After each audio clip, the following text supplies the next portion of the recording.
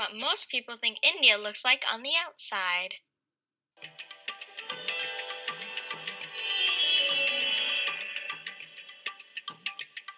But it's not! Let's start with some major events.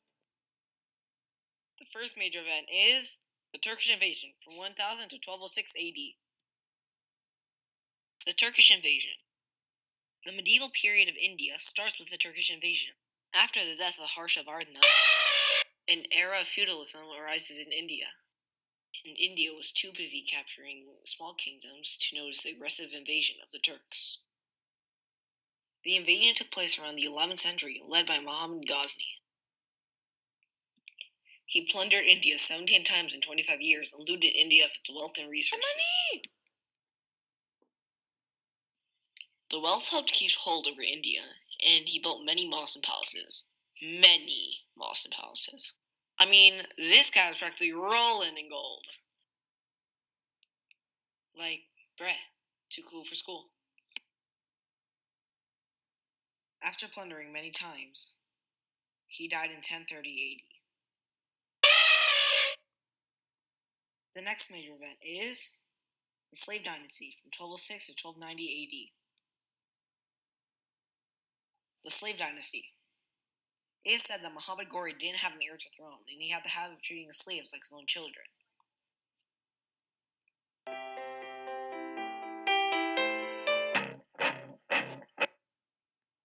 So when he died, one of his most able slaves, Qutb-ud-Din Aibak, ascended the throne. He ruled from 1206 to 1210 and established his capital in two places. First at Lahore, then at Delhi. He was an able ruler and was very kind and generous. He died in an accident in 1210. The next able ruler was Iltutmish. He ruled from 1211 to 1236. Under his strong governance, the slave dynasty was able to establish itself as an important kingdom. Attention! The army became organized under his reign. He also introduced a new coin currency, Tanka. My money! He ruled successfully for 25 years until he died in 1236. But he did choose an heir to the throne. He nominated his daughter Riza Sultan as heir to the throne. Riza Sultan was an able ruler, but she first faced stern opposition from the nobles because she was a woman. She was eventually murdered by the nobles because of this. The last effective emperor was Ghiyasuddin Balban. He ruled from 1266 to 1286. The administration was strengthened, and he paid much attention to governance. The army was trained effectively in the use of weapons, and this helped to fight against attacks from the Mongols. He died in 1286. And after that, the slave dynasty collapsed. The next major event is the Khilji dynasty from 1290 to 1320 AD. The Khilji dynasty from 1290 to 1320. Around 1290 AD, Jalal-ud-Din Khilji was crowned. He was murdered by his nephew Alauddin Khilji. Khilji dynasty is marked by brutal wars and internal conflicts among the rulers. By 1305, he had captured various locations, but he couldn't seem to capture Bengal. But let's backtrack to 1290 to meet the first ruler of the Khilji dynasty. Jalal-ud-Din Firuz Khilji ruled from 1290 to 1294. He built his kingdom in Delhi and also ruled at Kilokri. But then the Mongols attacked. Qutb-ud-Din Mubarak Shah was the weakest ruler of all. He had taxes and penalties abolished. He released all prisoners of war who were captured after waging gruesome battles. He was ultimately murdered by Khusru Khan, and this ended the Khilji dynasty in India.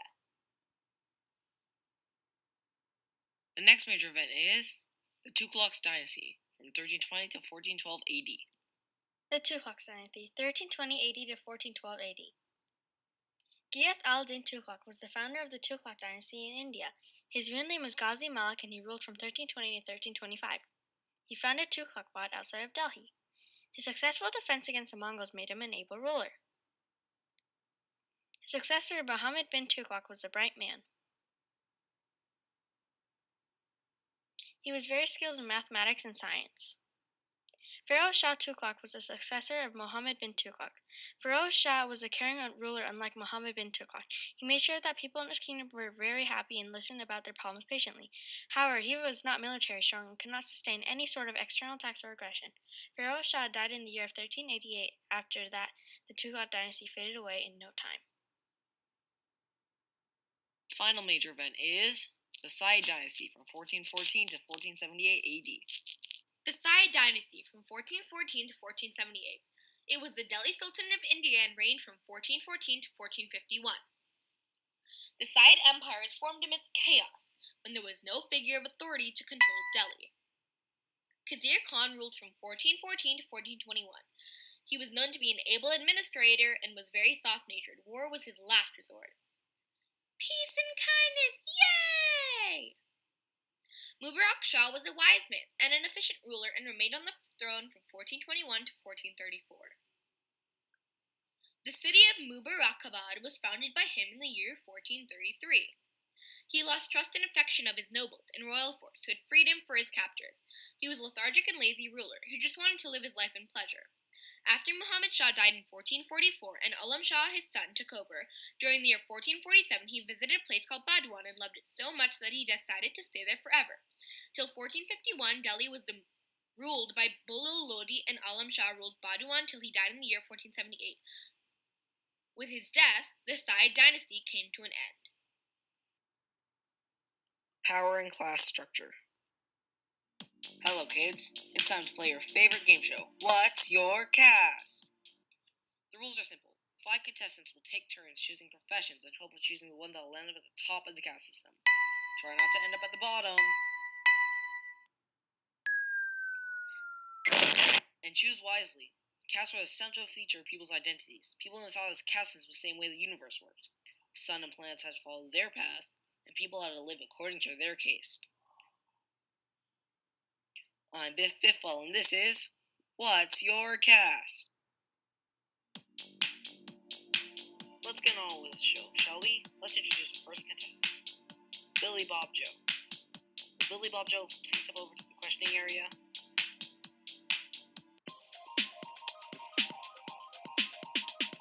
Choose one or be destroyed.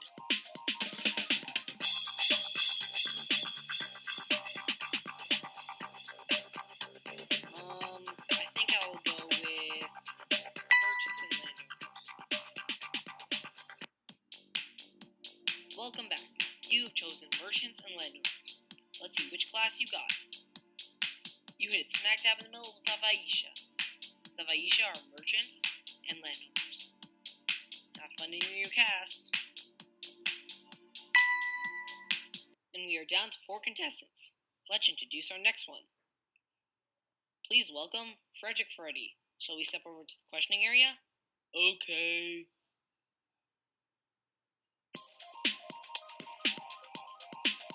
Please choose one. I don't know what these mean. Choose one or be destroyed. Okay, I will go with D. Welcome back. It's time to see which caste you chose. You chose a very special caste. You chose the Untouchables. The Untouchables are street sweepers, latrine cleaners, and outcasts. They were considered to be less than human, and they didn't have a caste. Good luck. You're gonna need it.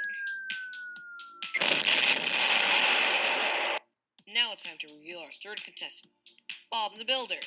Well, what happened? Clearly the years haven't been kind to you. Look at those eyes. I don't trust those eyes. I think we found one thing Bob couldn't fix, if you know what I mean. Anyway, let's head over to the questioning area. Please choose.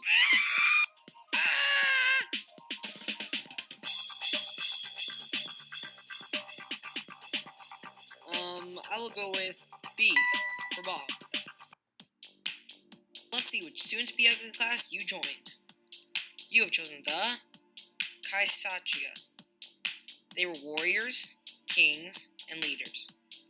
They were generally in charge of law and order. Now get your eyes on my eyes and join your cast. It's time to introduce our fourth contestant, Prissy Priscillica. Let's go to the questioning area. KK!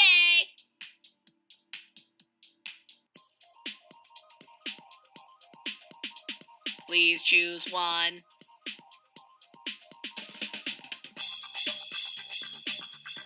I'll choose A, because I'm the best. Yellow, this is Biff Biffwell. Why, hello, Mr. Priscillica. Yes, she just has peasants. What's that? $50 million? Yes, sir, right away, of course. Alright, change of plans. Turns out there was a glitch in the system. A is supposed to be C. Let's see what you chose. You chose Brahmins. The Brahmins are priests, and they serve as gatekeeper of knowledge and provide intellectual advice to governing bodies. They offer priestly services and religious leadership, and they grapple with the fundamental questions of life. Now go join your new cast. We are down to our last contestant, and we have a very special guest with us. Mr. Bradley!